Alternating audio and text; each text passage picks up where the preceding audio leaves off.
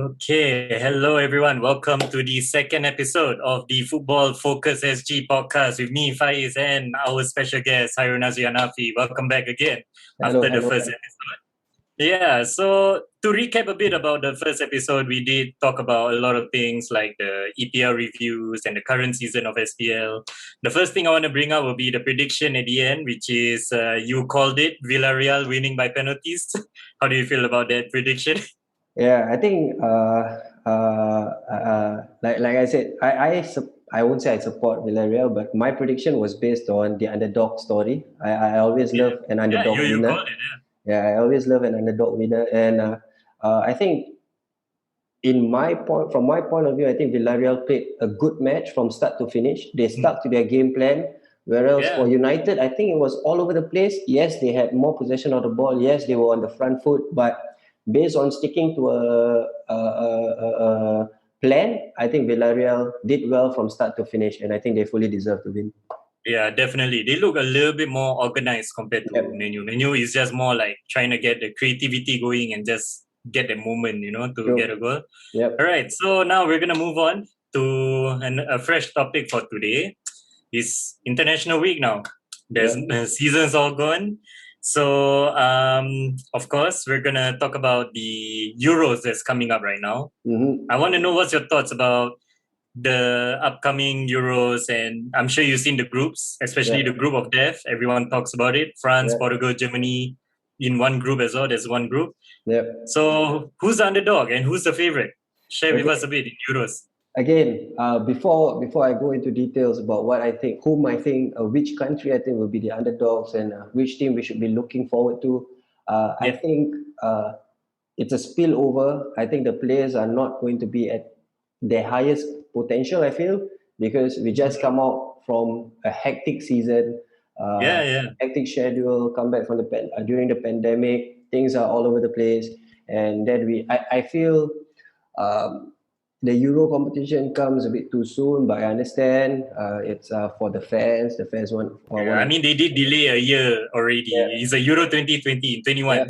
true. So it has to happen. But again, I think the quality won't be as high. But you never know with football players. Sometimes that spark is needed, and then they'll play well. Again, competition. This kind of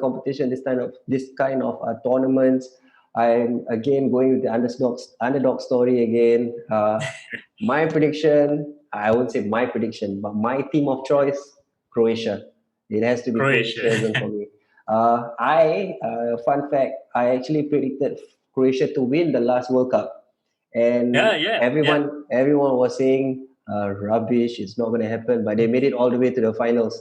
So Yeah, which was a surprise. yeah, Very surprise. but to you it may be a surprise, but to me, when I look at the lineup, they have the players that is needed. I feel that they have quality, and for this year's tournament, I'm looking at the midfield three of Modric, Brozovic, and Kovacic. I think these three are good players: one holding player, one playmaker, and one box-to-box player. So I think they're up there. Maybe they won't perform as well as how they did in the World Cup competition, but you Yeah. never know with players. Yep. All right.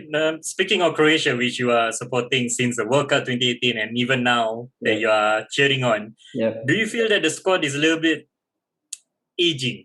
Is what the right word I would say. Because if you think about it, yes, you're saying about Modric. Okay, Yep. we all know how old is he. He's Yep. already getting old. Kovacic Yep. is still alright. Who was the one more midfielder you said? Brozovic Brozovic, is yeah, I think he's also. alright. But Yep. but during from the World Cup till now, they have like Ivan Perisic as Yeah. well. He's Yeah. aging Yeah. as well. They have Yeah. Mandzukic who was playing in the final. He's True. aging as well. So True. do you think that this same player is actually gonna carry the momentum from that 2018 World Cup for this big tournament of Euros? I think again, I have to agree with you. The players are aging, but I always have this strong belief that form is temporary, class is permanent. With players like Modric, I think Modric finished the season with Real as their best player again this season, Yeah, if I'm not it wrong. is. Yes, And yes. and Brozovic played a pivotal role for Inter this Yeah, season. Kovacic. and won the league. Yeah, Yeah, and Kovacic performed well. Of course, he didn't play in the finals, Champions League, because I think leading up to it, he was injured. But if yeah, we, I saw some of the matches that he played for Chelsea. He was brilliant. And then again, yeah. to answer your question, aging players, yes, as I said, I agree, and I feel maybe that can be a source of their downfall for this season. I feel, but Sure. I've been a fan of teams who work hard. I'm a fan of teams who push each other to its maximum. They may not be the most. They may not have a team full of what do they call it, superstars, but they Yeah, certainly have a team full of fighters. And I did a back research on Croatian football with Dinamo Zagreb, the academy and whatnot, churning out players every year. And I love this kind of stories, and I love this kind of players, the ones who never give up, the one who push. Doesn't They are technically good, but they're not superstar names, but they work for each other, and I think that's very important. Yep. yeah. All right. And you were saying that since you are following Croatia very closely in terms of their academy, how they do and all, and of course, based on the first episode, you did say you are in coaching role now. Yep. So maybe you can share with us a bit. Have you maybe see a few things from Croatia that actually makes you apply it to your own coaching role that you are currently doing Yeah, now? certainly. Of course, when I speak about Croatia, the first club that people always look at is Dinamo Zagreb or Dynamo Yeah, Zagreb.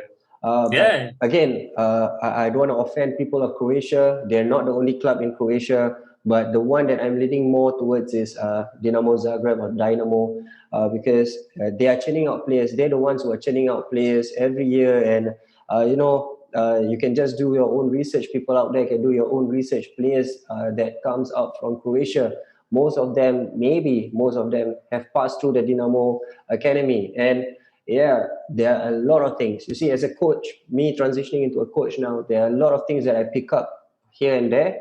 I pick up things from Dinamo, I pick up things from Ajax, I pick up things from a Chelsea Academy, I pick up yeah, things from everywhere because, when I get inspiration from all over the place, then I feel I can work on my own ideas and my own thinking about how football should be played and how I should bring people, how I should bleed, or how I should build players up, or how I should develop players up. Because these are esteemed names. These are names that is up there. They're easily the best top 6 or top 3 clubs in the world, besides your Barcelona, the La Masias, and all that. But yeah. of course, there are a lot of things that I take away from these academies, as a coach. All right, okay. So moving on from Croatia for a while, Yep. that will be your favorite to win. But now I want to know who's the dark horse in the tournament. Who do you feel that the surprise package of the tournament? I Who think might shock people? I think people. I think I won't say people. I would say I think a lot of us are sleeping on Italy. A lot of us. I Italy? think. I Yeah, think. yeah, yeah. I think a I lot mean, with of us. Mancini as a coach, I think Yeah. it's I think we're very not. I think we're not talking about Italy as much. I think people, of course, people are talking yeah. about your France. People are talking about England. People are talking Portugal, yeah, about Germans. Spain, Portugal, Germans. But I think people are sleeping on Italy. Yes, they had that period of time where they were shaky and things were not going well for them. But I Yeah, think the team that Mancini has with him right now is not bad. It's not bad. And I yeah. think these two It's teams, the if you sleeping ask me, giant, huh? yeah, if you ask me, these two teams which work hard, which graft, keep pushing, uh, underdog stories. Yes, Italy is a big name in world football, but of late they have not been performing well. But Yeah, we, yeah. we should not sleep on Italy. I think they will cause some issues for all the other teams, man. All Yeah. right, all right. Okay, Yeah. appreciate your thoughts for the Euros. I think for mine, I would say I mean, I have to pick the strong favorites, France. Reason being because I do support France. Mm-hmm. I even predicted France before the World Cup 2018 to win, and they win, even though it's not easy along the way, but they win. Yeah. And I have the feeling for some reason this tournament may not be their tournament, but they still a force to reckon with, only Yeah. because their group of death with Portugal and their golden generation now. Yeah. German, who is like looking good now, even though, but may not be as good as how it was last time. But this is Joachim's low final tournament, so I'm sure Yeah. they want to do their best for it. Yeah. Yeah, but I would say France. But the dark horse for me, for some reason, I just feel Czech Republic. I don't know. I feel like they have like the decent players there. Yeah. Again, it's just one of those things like what you said earlier. You know, they are just a hardworking football players. They're not those fancy, flashy superstars type of players that always appear in the media, but they know how to play. They know how to get the job done and get the result done when it's needed. That's how Croatia did. I feel for some reason Czech Republic might be able to do that. Okay, So yeah. I have a question for you, Faiz. Okay, sure. Which team do you think is going to make it out from that group? From the group of death? The group of death. Who do you think is going to make it out? Ooh. There's only 2 teams that's going to progress. Yes? Yeah. And there's a total, I think there's 4 strong teams in that group. Yes. So who do you think is going to, let me see. They are in group. I believe they are in the last group together with Portugal, Germany, France. Germany, France, and Portugal. 3 of them. And then there's Hungary. Yeah. Okay, I mean, no offense to Hungary, but this is their first tournament after a long time, so it might be a little bit too hard against with all these 3 giants. But to pick the 2, who do you think is going to it's tough. But I'm gonna say France and Germany, and here's why. Nothing against Portugal. I feel like the focus on Portugal is gonna be a little bit too much. It's kind of like how Belgium was in the World Cup. Everyone was saying about the golden generation. They had a high chance to go to final, but for some reason they couldn't. I feel like Portugal or Germany, it's either or, could choke. But if you ask me to pick 2, I would say France and German. I think France and German might make it through, and Portugal might be the surprising one to go out. But then again, knowing France, every time they win a major tournament, the next tournament they flop. So we have to wait and see. I'm going to go with a major controversial decision here when I say I think France. You're gonna say Hungary. I think France is not going to make it out from that group. Ooh. I have a feeling. So it's Portugal, German? Yeah, I think Portugal, German. Is going to make out. Yeah. Yep. All right. Don't worry. As we go more, of course, throughout the course of the tournament Euros, we're going to discuss more. Of course, this is just a start. Yep. And speaking of international, we're going to move on a little bit to Singapore. That's where we are. Yep. Singapore has their international matches upcoming for the World Cup qualifier. Recently, just had a match, which is a draw against Afghanistan. Yeah, Afghanistan 1-1. Gabriel Koch with a goal. Before Afghanistan equalized. What do you think about the chances of Singapore right now having to face Palestine in the first game, followed by UAE? No, I don't think it's UAE. It's no. Palestine. There's Palestine, Saudi, and one more. Uzbekistan. Uzbekistan. So, what are your expectations, and how do you think they're gonna fare out of the 3 games? Like, how many points do you expect? Like, as a coach yourself, as a local coach, and you've seen these players more than us. Yeah. Share with us. I think Coach Tatsuma, if I read it correctly, his target is 4 points out of possible 9. Right? Yeah. I think Is it underwhelming for you? I won't say underwhelming because again, we as coaches we have different thinking and different thought process, and I have to respect Coach Tatsuma's thought process. Maybe he works with the players and maybe he knows what the players are capable of and whatnot. Maybe he has a game plan. That's why he says such. But I'm going to be a bit adventurous, and I'm going to say out of these 3 matches, I think there's a possibility that they can get 6 points out of this and make it through to the next round. I have a feeling. And I think they're going to get a result from Palestine and Uzbekistan. I think they're just going to nick it. I think they're just going to nick it. Just going to nick it. Okay. Yeah. But going back to the coach Tatsuma that says earlier about 4 points in 9 games. Yeah. Do you think that's just more of a mentality trying to tell the players that if I were to put 6, 8, 9 points out of 3 matches, would that be too much of a pressure, or how the players will feel? Or does, when he say 4 points out of 9 matches, out of 3 matches, will make the players feel like, you know what, is realistic and is achievable? Yeah. So what do you think? Is it like he's just being real, or is it just the pressure? See, I'm not... See, I don't want to speak on behalf of Coach Tatsuma. I don't want to try and get into his head and try to figure out what he's thinking. But I think I won't say he's playing it. Uh, I won't say he's playing it simple or he's taking it easy or he's playing it safe. I won't Yeah. say such thing, but I think I've never, I think I've never come across someone or a coach going into a tournament that comes out and say, out of these 3 matches, we want to try and achieve 4 points. I think I've Yeah. never had that before. I rarely hear Yeah, that kind, yeah, especially in maybe club, yes, yeah, but yeah, international, yeah. no. I don't think I've seen it. Yeah, true. I've never encountered before. I feel so. Yeah, It's it's a kind of bit. like in the World Cup. Do you imagine in the World Cup, Yeah, 3 matches, I expect 4 points. And yeah, the yeah, players will be like, it's a World Cup. yeah. Shouldn't you like True. go all That's out? But this is qualifiers, so we true. understand. True. True. So True. we're not too sure what does he mean. Is it like just trying to not pressure on the players, or is it just True. realistically I speaking? think I think on that note, yeah, like I said, I'm not too sure where that came from, but um, again, I don't want to put myself in his shoes, Mr. Controversial is back.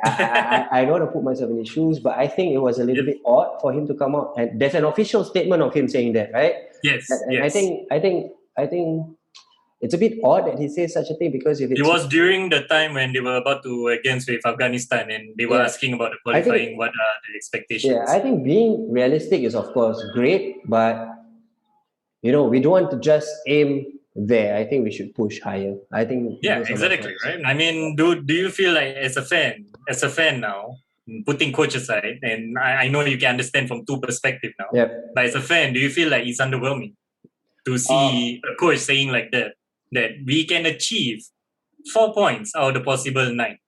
I think I won't say underwhelming. I think from a fan's perspective, I understand, knowing how we fed against Middle Eastern teams and these Asian teams, the likes of Yep. Uzbekistan, Saudi Arabia, Palestine. I think we can get a result. Uzbekistan and Saudi will be a bit tricky, and I think fans generally would know that we do struggle against such teams, but yeah, if it's solely down to me, I would rather be much more optimistic because I know the talents that's in the team. We've watched SPL matches thus far, and Yeah, Gabriel is flying, Idraki is yeah, flying, Yase is flying, Shawal Anwar is flying, Anu is putting in good form at Kedah, Shakir yeah. is doing great, uh, Amirul Adli is doing not bad. So Mm-hmm. I think the core of the team is fine.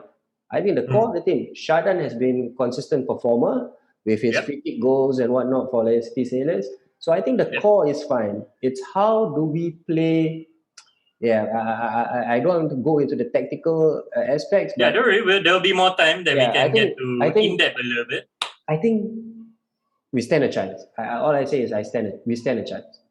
Yeah, All right. So you were naming a few players earlier. yeah, I'm sure you have seen the squad announcement for yeah, Singapore. yeah. So share with us a bit. Were there any surprise inclusion to you, or Uh, was there some of it that are controversial to you that shouldn't be called up? Share okay. with us a little bit about how confident are you with this squad now as to compare to the previous qualifier that we had. Okay, give me 1 minute. Let me see the squad that was up. You were naming quite a lot. Yeah, actually, I named quite a lot, but then okay, we don't need the list. I won't speak about the players that were selected. I would rather much talk about the players whom I felt should have made the grade, whom I think Okay. have been performing well in the SPL. I don't know why Lionel Tan is not in the team. Um, Okay. I don't know why Harif Kanadi is not in the team. Yep. Um, That's also another good shout. Yeah. I think if it's, I know Jacob Mahler just went into national service. I think he Yeah. stood a Yeah. chance. The Yeah. Stewart brothers, I feel, stood a chance. Yeah. Um, who else? Who knows? I think the ones that stand out, I think, is Lionel Tan and yeah, I think the one that stood out is Lionel Tan and Harif. I think these two I felt could have made the Just cut. sadly misses out, right? Yeah, I So think he which could have which made. I believe that I do discuss this with a few colleagues of mine Yeah, and friends of mine who yeah, also follow Singapore football a bit. yeah, They were all a little bit surprised with the inclusion of Baihaki. yeah, Yes, we get it, his aging, we get it, his experience, yeah. but do you feel that, like what you're mentioning earlier, Lionel Tan, who is playing in his Yeah. position, do you think he should be given a chance considering how many years of what Bayaki have had. Yeah, so this as a coach, I understand. I understand why Coach Tatsuma does that. Yeah. I think he wants. I mean, nothing against it, but it's Yeah. just, do you feel that should we give I think okay. the uncapped players a chance? I think this is uh with regards to Bayaki. I think does he deserve the call up? I think he does. He has been Yeah, performing, and I'm not saying that he's not performing well, that he doesn't deserve a call up. I think he yeah, still deserves a call up.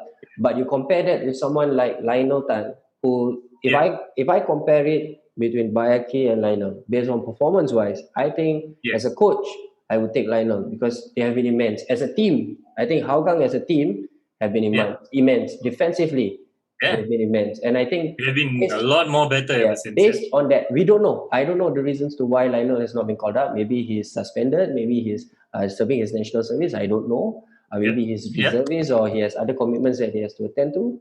But yeah, I understand why Coach Tatsuma selected by Haki because I feel he still can give more to the national team, and of course other players can feed off his experiences and whatnot. And when called upon, maybe he can do a job for us. But not having Lionel Tan, Harith Kanadi, whom I think has been performing well since last season, this season a bit, you know. And one yeah. player I think who missed out is Farhan Zulkifli. I don't think Farhan Zulkifli is in the squad, Hmm. the left back. I think Yeah, I don't think he's in. yeah, I think Don't think he's in. Farhan is also performing well, and I think deserve it. Yeah, All right. Also, another surprise. Well, I would say from the squad itself is that this is the first time that all three of Fundy Ahmad sons are selected for the World Cup qualifier. yeah, Of course, when they made the announcement, literally a few days or weeks later, I believe Illhan picked yeah, up an injury or not. yeah, Not sure whether there's a replacement yet, but what do you think? With all three Fundis being there, from the oldest of Irfan, who had played in Thailand, yeah, and Iksan, who had played in Norway, yeah, and Illhan, who is actually performing decent and yeah, quite well in the yeah, SPL in Young Lions. yeah. Do you think that with these three, it would really revolutionize and start something different in Singapore squad? Because this is the first time we saw all three Fundy Sun in that Yeah, one squad so I far. think with regards to this question, I think we need to uh, from I'll say this from both a fan perspective and from a coach perspective. I think we need Yeah, to as Singaporean fans or as Singaporeans, yeah, we yeah, know Fandi Ahmad or Coach Fandi, Abang Fandi, we call him, is a household name, the biggest name in Singapore football, it is. It an is. icon of the game. Yeah, But I think we have to separate his son. We cannot when we talk about Irfan, Iksan, and Ilhan, we cannot. Yes, their father is Fandi Ahmad, but I believe them as players, the three of them, they wouldn't want people to just talk about because they are Fandi's son. yeah, And I believe yeah. Fandi, as a coach and as a father to their boys, I think he wouldn't want that for the boys as well. So Yeah, I feel we as fans and as supporters of the Lions, we need to separate that up. We cannot. yeah. I do see comments saying, because it's Fundi's sons, that's why they are in the team. I think we should It's stop a doing little bit controversial when that happened, right? Yeah, I think we should stop doing that. Not because I love Fandi Ahmad, not because I love the son. I don't know the son, and I don't know Coach Fandi personally. But yeah, I think they are there based on their merits. We all know what Irfan did with Bangkok Glass. They won the title. yeah, Uh, Iksan is performing well in Norway. yeah. Unfortunate that he got the injury. And I saw a few of Young Lions matches. Illhan, and most of the time, I won't say he's carrying the team, but most of the time he finds himself isolated up front. But when he has the ball, he's holding the play up well. Yeah, Yeah, and he's I think definitely like one of those holding strikers yeah, that can so I feel really have a good control. true, and I feel again from a fan's perspective, I think we need to stop all this nonsense about they're Fundy Sun, that's why they're in the team. Rather than you Yeah, make such comments, why not you tune into SPL, watch one play sport, and then that's see for true. yourself That's how these true. players are playing. Yeah. Exactly. I mean, especially I do hear some people saying like, "Oh, Illhan is too young. He Yeah. shouldn't be selected yet Nah. because there are other experienced strikers in the Yeah. SPL playing right now." I strongly But believe. based on what we saw, I guess we can agree that he deserves the credit that Yeah. why he has. Faiz, I think at the end of the day, there's a quote, there's a saying, uh, if you're good enough, you're old enough. So I think we should not be questioning whether the boy is too young to be in the national team or not. There's no such thing. If he's good enough, he's old enough. That's it. All right, that's true. So maybe you can give us a little bit of prediction since you were saying that you kind of expect maybe 6 points out of 3 games. Yep. You did say that with Palestine we can get a win. What about Uzbekistan and Saudi? Like, how do you think we're gonna fare against it? I think a fun fact, you know, Yeah, The Uzbekistan national team. Uh, yeah. if I'm not wrong, I did my research. Their goalkeeping coach is Zakir Jalilov. Do you know who Zakir Jalilov? No. Do you remember? Zakir Jalilov used to be the goalkeeper for Tampines Rovers at one point of time. Really? Yes, Oh, hey, and that's a nice fun fact. and they have How long has he been there? uh, I think Zakir Jalilov was the Tampines Rovers goalkeeper in the 19. Ooh, this is way back. I think he came after Dragan Talajic, if I'm not wrong. If I'm not wrong, Hmm. I might be wrong. All So right. yeah, he was during the period when Renato Martins and the guy, the one leg Yeah, kicking. yeah, Uh, yeah, yeah, yeah. during I that remember period, that. I Yes. think I think it's during that period or before. I might be wrong. And Okay. they have a central midfielder. Last year he played for Terengganu. Sanja Shakmedov, if I'm not wrong, and he's a very good player. Okay, those are fun facts. Now, I think Back to the predictions. yeah, I think we should get a result against Palestine. I feel Palestine's level and Afghanistan's level is not far off. We should get a result against Palestine. I hope they're not. I hope the boys are not overconfident or complacent in their performance. Let's get a result. Against Uzbekistan, it's going to be a bit tricky. I think Saudi Arabia is going to be difficult. Uzbekistan tricky, but I think we can nick something. Maybe, uh, You can make uh, something just because of the yeah, goalkeeping coach there. yeah, maybe no, nah, maybe score a goal and park two buses down there. Who knows? I don't care. Just get the Yeah, job. yeah. It's about getting the job done. And then Yes. while we're on it, I don't care about playing style. Just get the win. The win is the most important of all. Just get the win. So yeah, they should get a result against Palestine. My predictions: they'll get a result against Palestine. They'll nick a win, maybe a small goal margin against Uzbekistan. Saudi Arabia might be tricky, but I'll be optimistic. They'll get a draw against Saudi Arabia. So I'm targeting. My prediction is 7 points out of 9. That'll be 7 points out of 9. That would be a very perfect and strong start for Singapore in the qualifier. But Yeah, we'll see how it goes. I think that'll be good. That's a yeah, good expectation there. yeah. So, okay, we did talk about a lot of international weeks so far, especially this week. We talk about a lot of the European side in the club in the first episode. But we didn't mention about Champions League final. So Mm-hmm. I do want to just bring up a bit, just give us a short summary between the All English final of Man City and Chelsea. Who, congrats to Chelsea, Thomas Mm-hmm. Tuchel. What a wonderful job he really did. The Yeah, moment Frank Lampard was out, everyone was crying because he's a legend. But soon they won the trophy, and I don't think they remember Lampard anymore. What do you yeah. think about Chelsea Okay. winning the trophy? I think with regards to this, I think Mr. Tuchel in his pre-match press conference or something like that, he did give credit to Frank Lampard and me as a fellow coach. Of course, I'm not at their level, but Yeah. being in the industry too, I think sometimes as coaches we have to play homage to the coaches before us because Yes. we have to Yes. be realistic that sometimes the coaches before us have laid out the foundations for what's Yeah. to come next. And I think Yes. Mr. Frank Lampard did a good job in that. And I think when Chelsea won the Champions League, uh, I think 30 to 40% of it credit has to be given to Frank Lampard. I feel because Mm. we have to understand Tuchel didn't coach Thomas Tuchel didn't bring in anyone new. He brought Yeah. he came in on 26th of January if I'm not wrong, and the Yes. January He came transfer in window during in was January. yeah, and he didn't have the chance to bring in anyone. So Yeah. whichever player that was there was also with Frank Lampard. So Yeah. we have to give credit. What I felt Coach Tuchel did was somehow I felt he elevated the players. He took what he had, and I won't say he made them better. No, but he played a system where he could get the best out of the players. That's all. Yeah. I think that's what he Yeah. did, Definitely.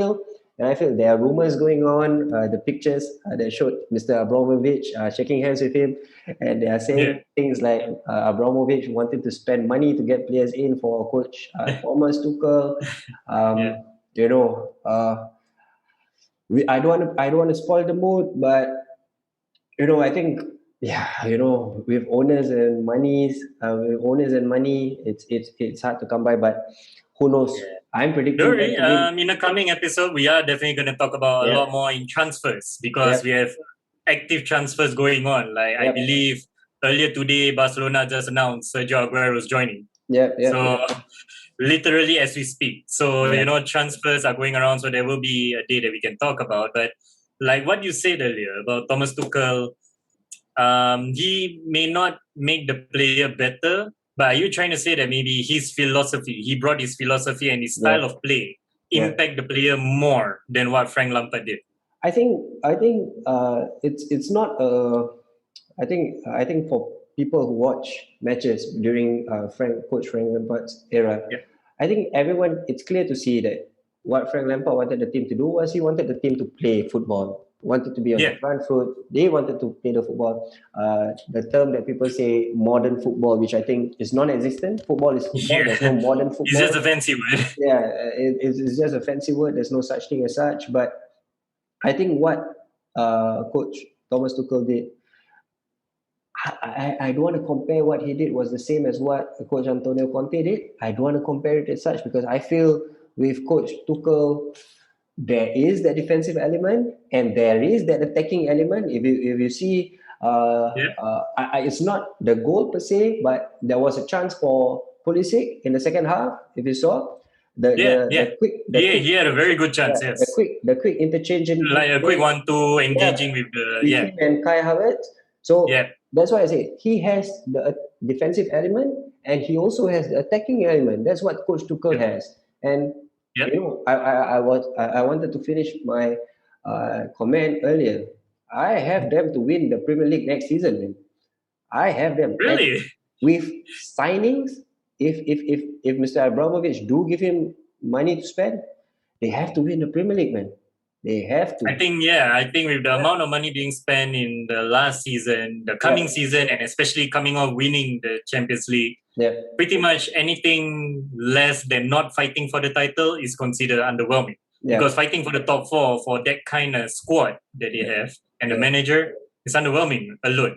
yeah. So yeah, I get what you mean there. Yeah, So I think to add on, I think what Coach yeah, did was he made an efficient unit out of the players mm, that he had. Uh, I think the player that people are all talking about N'Golo Kante, well yes, deserved, high praises, yes. brilliant man, on and off the field, brilliant. But I think people do not see and do not give credit to Rudiger.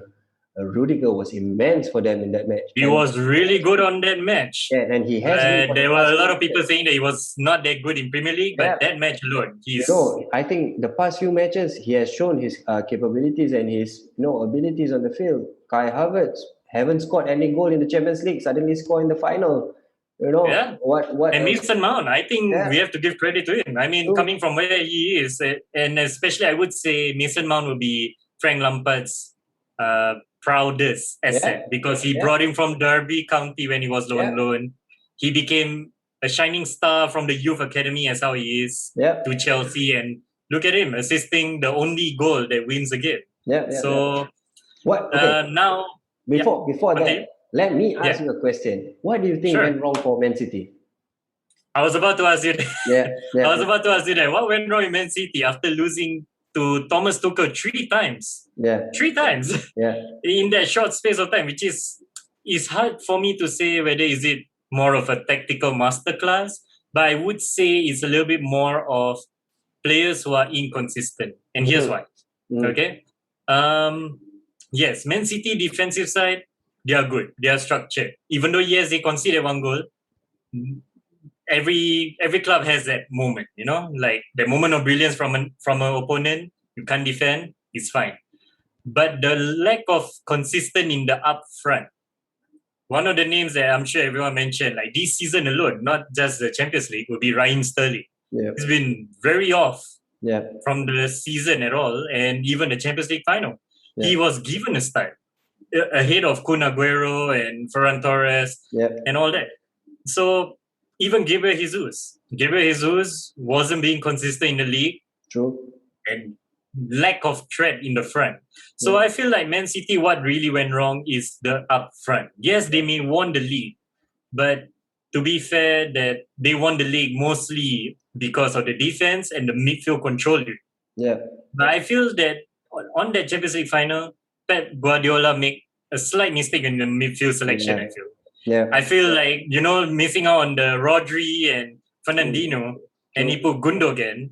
Yes, I get it. Gundogan is used to be a defensive midfield, but this season alone, we saw he's not just defensive midfield. He's slowly becoming box to box. He can score. He can defend.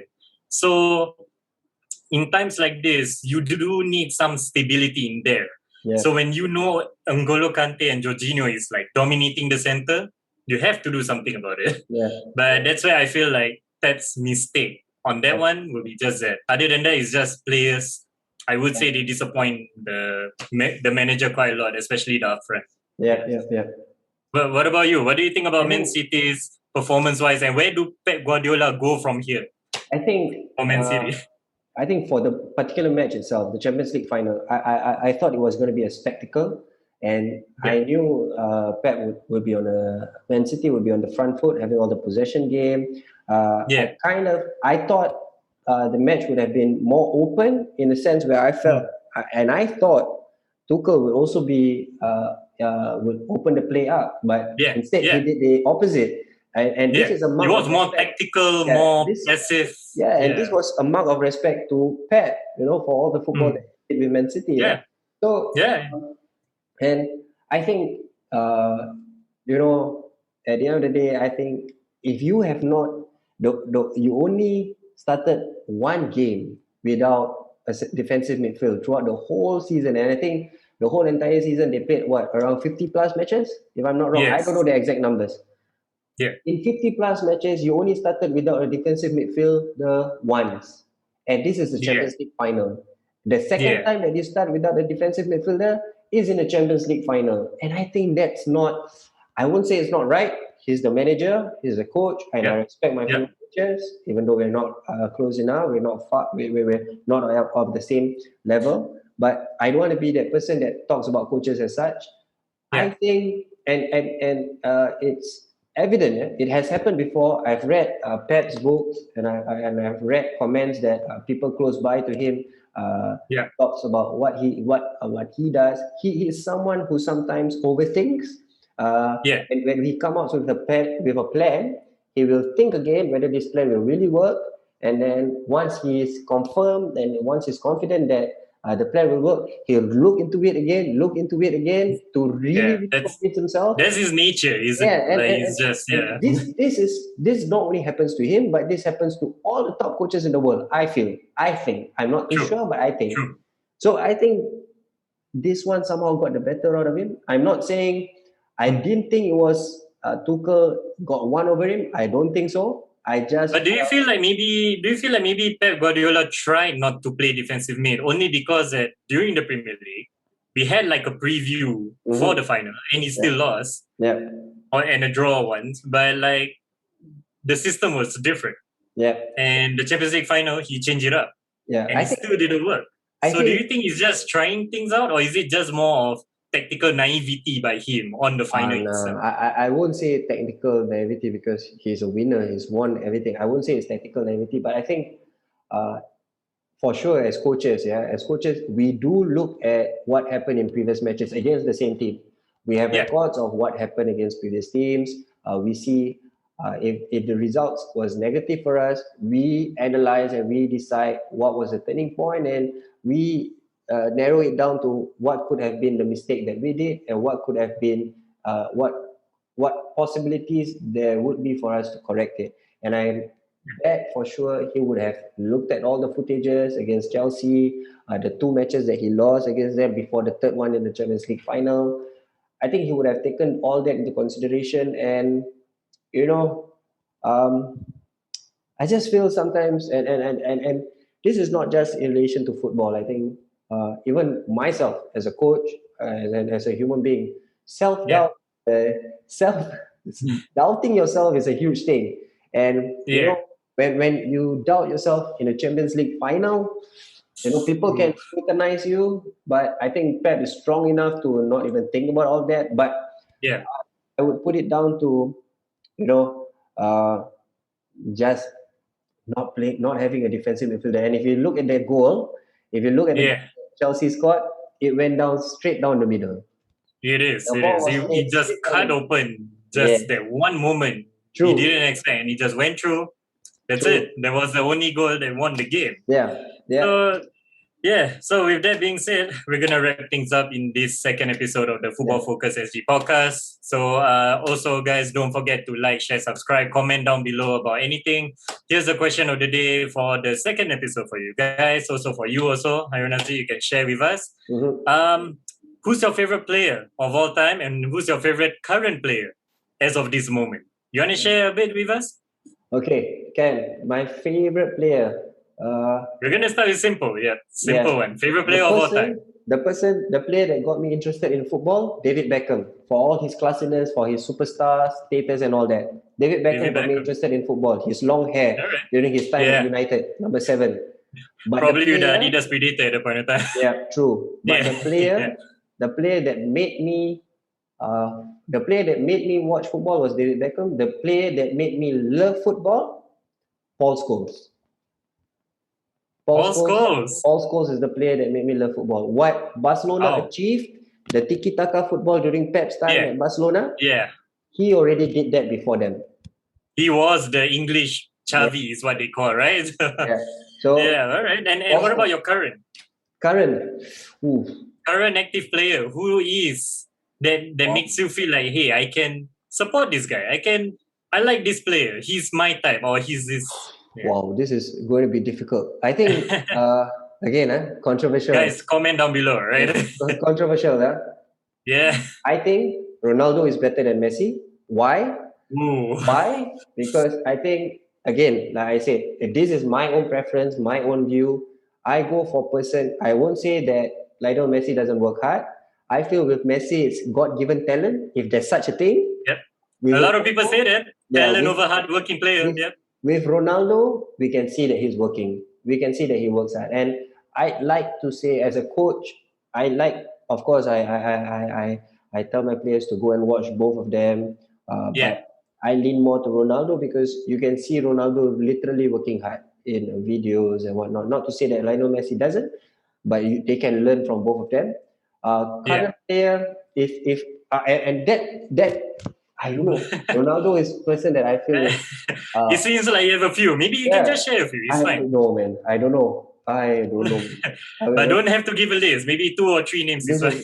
This is a difficult question to answer. I feel Ronaldo is on top of Messi. Messi comes in close. All right. Yeah, Ronaldo is on top. Controversial, but all right. Yeah.